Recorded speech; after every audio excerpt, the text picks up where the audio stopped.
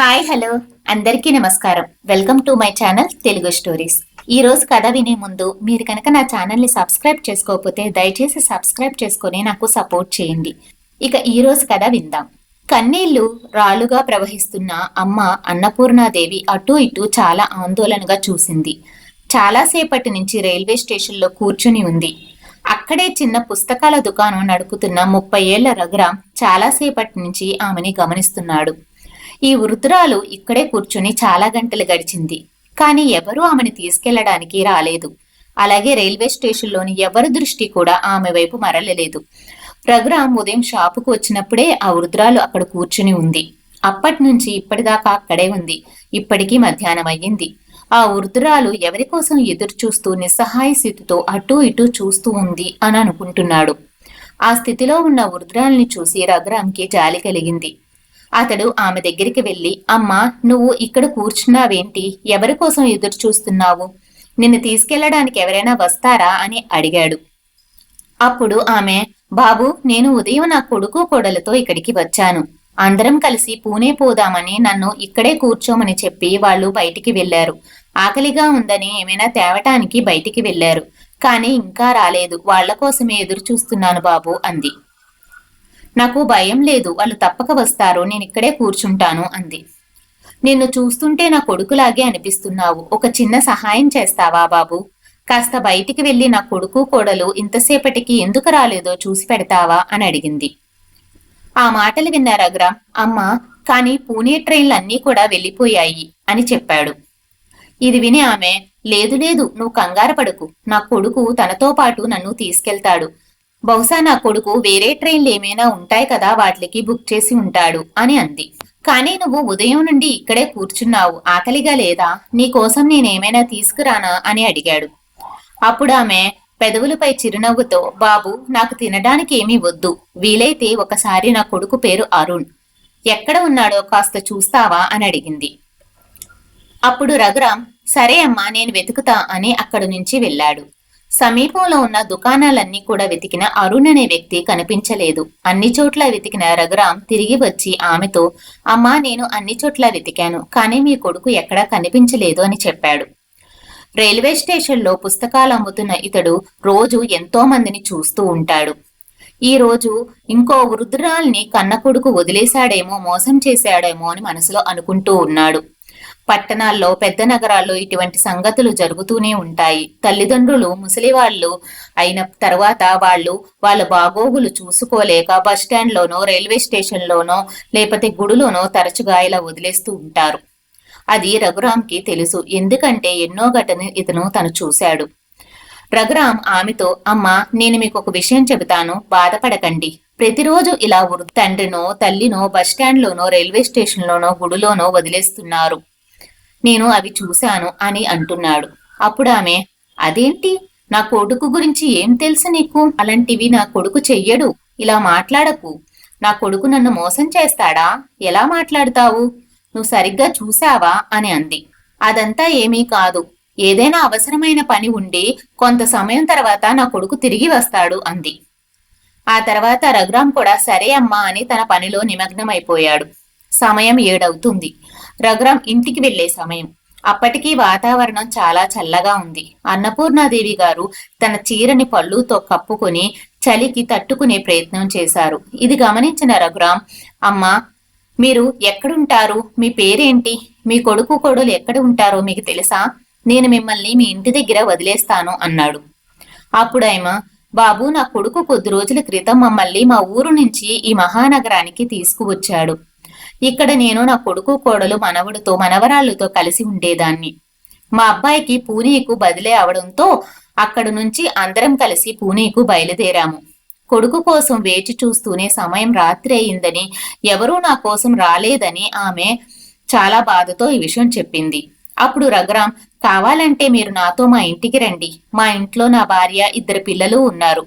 మీకు కావాలంటే ఈ రాత్రి మా ఇంట్లో గడిపి పొద్దున్నే ఇక్కడికి రావచ్చు అన్నాడు. కానీ ఆమె, వద్దు, నేను ఇక్కడి నుంచి ఎక్కడికి వెళ్ళను. నా కొడుకు అరుణ్ ఇక్కడికి వస్తాడు. అతను నా కోసం వెతకడం మొదలు పెడతాడు. నేను కనుక మీతో వస్తే నేను తప్పిపోయాను అనుకుంటాడు. నేను కనిపించకపోతే అతను చాలా బాధపడతాడు. నువ్వు వెళ్ళు, నేనిక్కడే ఉంటాను అంది. సరే అయితే నేను ఈ చాప ఇస్తాను, ఈ సాలువా తీసుకో అని జాగ్రత్తగా కూర్చోమని చెప్పి దగ్గరలో హోటల్ నుంచి భోజనం తీసుకుని వచ్చాడు. ఇంటికి బయలుదేరాడు. తర్వాత సాలువా కప్పుకొని అక్కడే కూర్చుని కొడుకు కోసం ఎదురు చూస్తూ ఉంది. తనకు ఆ నగరంలో కొడుకు తప్ప మరెవ్వరూ తెలీదు. రాత్రంతా అలాగే చలిలో గజగజలాడుతూ ఉంది. మరుసటి రోజు ఉదయం రఘురాం తిరిగి తన పనికి వచ్చేసరికి అన్నపూర్ణ గారు ఇంకా అక్కడే కూర్చుని ఉన్నారు. తను రాగానే మొదట ఆమె దగ్గరికి వెళ్లి, అమ్మా నీ కొడుకు ఇంకా రాలేదా అన్నాడు. లేదు, నా కొడుకు ఇంకా రాలేదు అంటూ కన్నీళ్లు పెట్టుకుంది. ఆమెకు తాగడానికి నీళ్ళిచ్చి, అమ్మా నేను నిజమే చెప్పాను, కానీ నువ్వు తల్లివి కాబట్టి నీ కొడుకు మీద నీకు పూర్తి నమ్మకం ఉంది అన్నాడు. అది విన్న ఆమె, నా దగ్గర పేపర్లో ఒక ఫోన్ నెంబర్ ఉంది, నా మనవడు ఓసారి రాసిచ్చాడు, ఈ నెంబర్కి ఫోన్ చెయ్యమ్మా రఘురాము అని అడిగింది. సరేనని ఫోన్ చేశాడు, కానీ ఫోన్ స్విచ్ ఆఫ్ అయ్యింది. ఏం బాబు ఫోన్ కనవటం లేదా అని ఆమె అడిగిన తీరు, కన్నీళ్లు పెట్టుకున్నది చూసినాక రఘురాంకి చాలా జాలి కలిగింది. అక్కడే బెంచి మీద కూర్చుని కన్నీళ్లు కారుస్తూ ఉంది. ఇంతలో అకస్మాత్తుగా ఆమె బెంచి మీద నుంచి కింద పడిపోయింది. రఘురాం చూసి పరుగు పరుగున వచ్చి ముఖం మీద నీళ్లు చల్లాడు. కొద్దిసేపటికి ఆమె కళ్ళు తెరిచింది. వెంటనే ఆమె బెంచి మీద పడుకోబెట్టి రఘురాం ఆమెతో, ఒకటి, మీకు నేను ఇచ్చిన ఆహారం నచ్చలేదా? చాలా నీరసంగా కనపడుతున్నారు, మీరేమీ నిన్న తినలేదా అని అడిగాడు.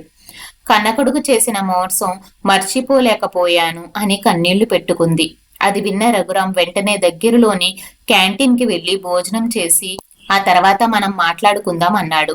రఘురాం బలవంతం మీద భోజనం చేసింది ఆమె. ఇక నీ కొడుకు తిరిగి రాడని నువ్వు అర్థమైంది కదా, అందుకే నువ్వు నీ గ్రామంలో ఉన్న మీ ఇంటికి వెళ్లి వాళ్లతో కలిసి ఉండాలి అన్నాడు. నేనెక్కడికి వెళ్ళాలి? ఇల్లు అమ్మేసుకుందాం అన్నాడు అని డబ్బంతా కూడా అరుణ్కే ఇచ్చేశాను. నాకు ఇంకా సొంత ఊరంటూ సొంత ఇల్లంటూ అక్కడ ఏమీ లేదు అని మాటలు చాలా దుఃఖంతో చెప్పింది. రఘురాం ఏమీ చెయ్యలేని పరిస్థితి. చిన్న దుకాణం నడుపుకొని కుటుంబ పోషణ కోసం కష్టపడుతున్నవాడు. ఆమెను చూసి చాలా జాలిపడ్డాడు. అన్నపూర్ణ గారికి శాంతపరిచి మళ్ళీ తన దుకాణం చూసుకోవడం ప్రారంభించాడు. కొంతసేపటి తర్వాత ఆమె అక్కడి నుంచి లేచి ఎక్కడికో వెళ్ళిపోతూ ఉంది. వాతావరణం చల్లగా ఉండడంతో చలికి వణుకుతూ ఉంది. ఫుట్పాత్ పై బండపై కూర్చుని ఏడవడం చూశాడు.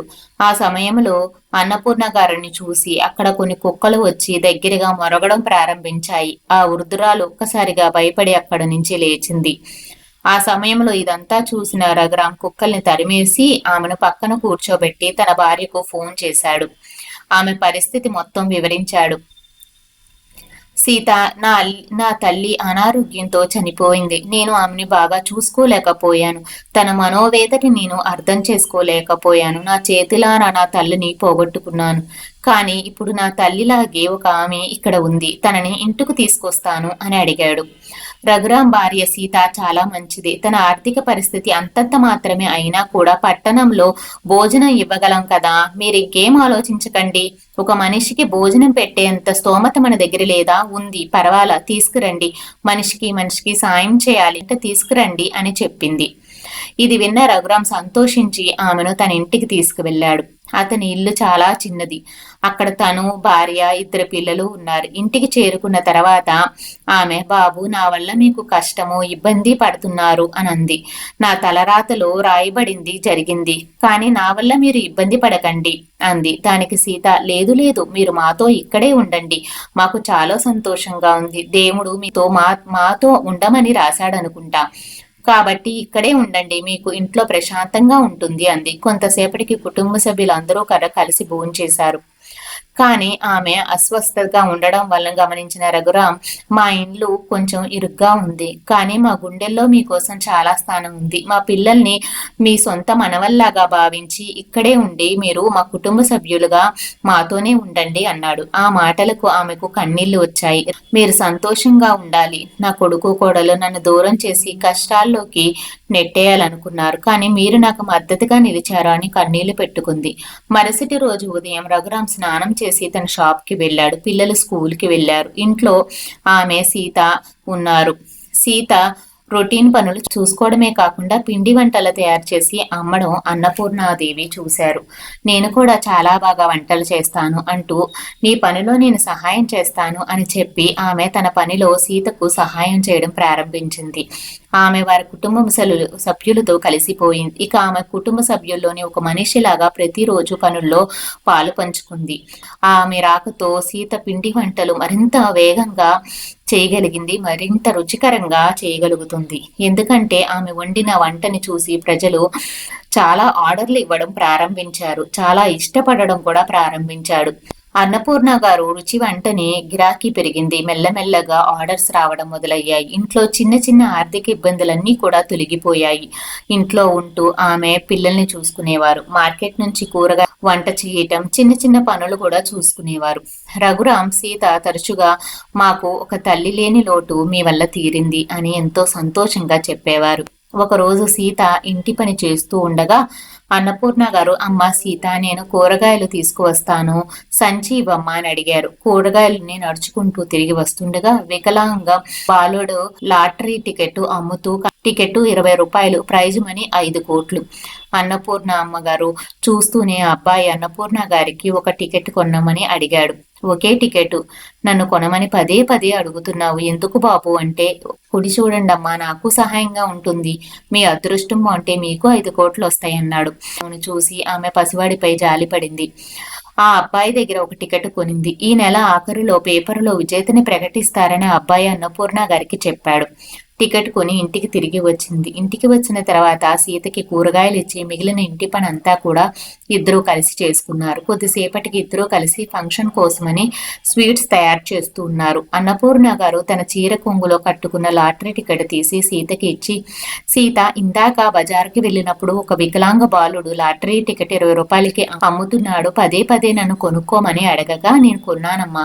ఆ చిన్న బాబును చూసి నేను ఇచ్చి 20 రూపాయలు ఆ పసివాడి ఉపయోగపడుతుంది కదా అని ఒక టికెట్ తీసుకున్నాను అని చెప్పింది. ఈ నెలాఖరులో దాన్ని రిజల్ట్స్ పేపర్లో ప్రకటిస్తారంట అంది. అవునా, పర్వాలేదులేండి, మీరు ఆ అబ్బాయికి వచ్చిన సహాయం చేద్దామని ఆలోచనతో కొన్నారు, నేను దాచిపెడతాను టికెట్ని అని తీసుకుంది. 4 రోజులు గడిచాయి. లాటరీ టికెట్ విజేతని ఈ రోజే పేపర్లో ప్రకటిస్తారు అని రఘురాం మరియు పిల్లలు వెళ్ళిపోగా అన్నపూర్ణ గారు సీత పేపర్లో ఆతృతగా చూడడం ప్రారంభించారు. 3వ విజేత 50 లక్షలు, కానీ వాళ్ళ నెంబర్ లేదు. 2వ విజేత 1 కోటి, అక్కడ వాళ్ళ నెంబర్ లేదు. మొదటి విజేత 5 కోట్లు. ఆ నెంబర్ చూసిన సీత సంతోషానికి హద్దులు లేకుండా పోయింది. అన్నపూర్ణ గారికి గట్టిగా కౌగిలించుకొని, మనం మొదటి విజేత 5 కోట్లు గెలిచాము అని చెప్పింది. ఇద్దరూ చాలా సంతోషంతో గంతులు వేశారు. చిన్న పని మీద ఇంటికి వచ్చి రఘురాం ఏం జరిగింది అని అడిగాడు. ఇద్దరూ చాలా సంతోషంగా ఉన్నారు. వెంటనే సీత భర్తను కౌగిలించుకొని, మనకు లాటరీ తగిలింది, అది కూడా 5 కోట్లు అని న్యూస్ పేపర్లో ఫస్ట్ నెంబర్లో చూపించింది. ఇదంతా చూసిన రఘురాం తన కళ్ళను తానే నమ్మలేకపోయాడు. అమ్మో, ఇది నిజమా, లాటరీ తగిలిందా అని అన్నపూర్ణ గారికి సంతోషంగా అడిగాడు. ఇక నుంచి మన జీవితాల్లో సంతోషమే అంటూ ముగ్గురు కూడా ఎంతో ఆనందించారు. చూసిన వాళ్ళు కళ్ళు ఆనంద బాష్పాలతో నిండిపోయాయి. కొంతకాలం తర్వాత తమ కోసం మంచి సొసైటీ విశాలమైన ఫ్లాట్ కొనుక్కున్నారు. ఇంతవరకు చిన్న గదిలో ఉంటూ పనిచేసిన అన్నపూర్ణ, సీత లాటరీ డబ్బుతో హోటల్ తెరిచారు.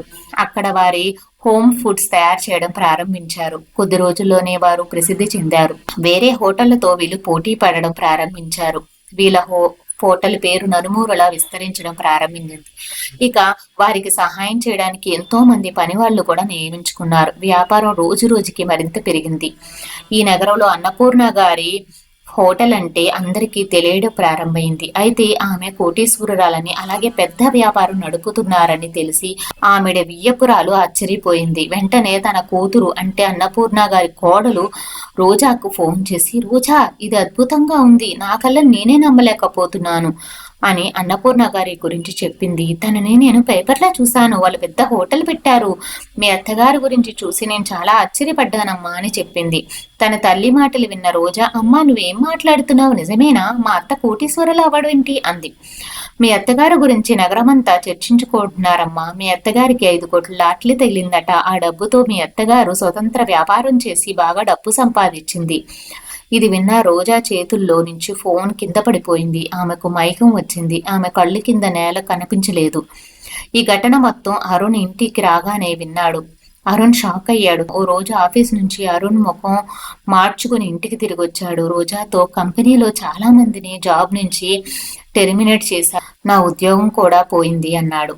ఇది విన్న రోజా వెంటనే తలపట్టుకొని కూర్చుంది. మరుసటి రోజు రోజా తన తల్లికి ఫోన్లో ఇదంతా చెప్పింది. అమ్మా, నాకేమీ అర్థం కావడం లేదు. మా అబ్బాయికి ఉన్నత చదువులు చదివించాలని ఎన్నో కలలు కొన్నాను, కానీ ఇప్పుడు ఆయన ఉద్యోగం కూడా పోయింది అని ఏడుస్తూ తల్లితో చెప్పింది. దానికి గురించి ఆందోళన చేయక్కర్లేదు. మీ అత్తగారి దగ్గర కొన్ని కోట్లున్నాయి. వాళ్ళ వ్యాపారం చాలా అభివృద్ధి చెందింది. ఆమె దగ్గరికి వెళ్ళి ఆమెకి క్షమాపణ వేడుకో అంది.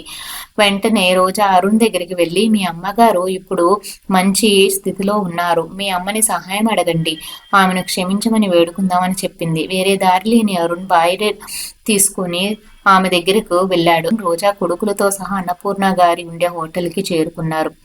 అక్కడికి చేరుకుని అక్కడ జనం చాలా మంది ఉన్నారు. కొంతసేపటికి ఆగలేదు. చాలాసేపటికి జనం తగ్గుముఖం పట్టగా రోజా అరుణ్ అన్నపూర్ణాదేవి పాదాలపై పడి, అమ్మా, దయచేసి మమ్మల్ని క్షమించు, మా వల్ల చాలా పెద్ద తప్పు జరిగింది అన్నారు. అదే సమయంలో ఆమె, ఎవరి తల్లి, ఎవరమ్మా? నాకు ఒకే ఒక కొడుకు కోడలు ఉన్నారు. నా కొడుకు పేరు రఘురాం, కోడలి పేరు సీత. కన్న కొడుకు నడి రోడ్డు మీద వదిలి వెళ్ళిపోయాడు. నాకు వాళ్ళ ఇంట్లో ఆశ్రయం ఇచ్చారు. మీరు నాతో ఎలాంటి సంబంధం లేదు అంటూ తన కస్టమర్లు చూసినట్లుగా తను చూసింది. తర్వాత నా కస్టమర్లు అటెండ్ చేయాల్సిన అవసరం ఉంది. మీరు దయచేసి ఇక్కడి నుంచి వెళ్ళండి అని చెప్పింది. ప్లీజ్ అమ్మా, మా తప్పుని క్షమించు. ఇప్పుడు నా ఉద్యోగం కూడా పోయింది. నాకు వేరే చోట ఉద్యోగం రావడం లేదు. నీ దయ తప్ప మేము మాత్రం ఎక్కడికి వెళ్ళగలము? నువ్వు దయతల్చమ్మా అడిగాడు. ఇది విన్న అన్నపూర్ణ గారు ఇలా అన్నారు. దీన్ని భగవంతుడు చేసిన న్యాయం అంటారు. భగవంతుడు అందరికీ న్యాయం చేస్తాడు.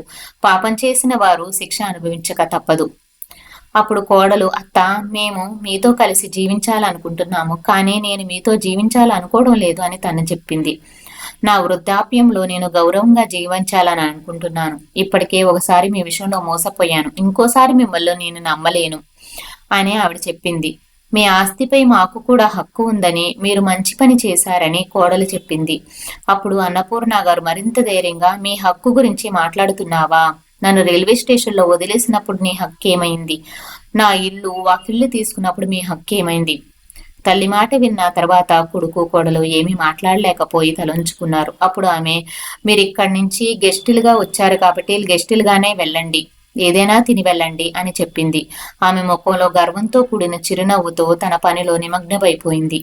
ఈ కథ మీకు నచ్చిందా? నచ్చినట్లయితే ఒక లైక్ చేయండి, షేర్ చేయండి. అలాగే నా ఛానల్ని తప్పకుండా సబ్స్క్రైబ్ చేసుకోండి. అలాగే మీ విలువైన అభిప్రాయాన్ని కమెంట్స్ ద్వారా తెలియచేయండి. థ్యాంక్ యూ, ధన్యవాదాలు.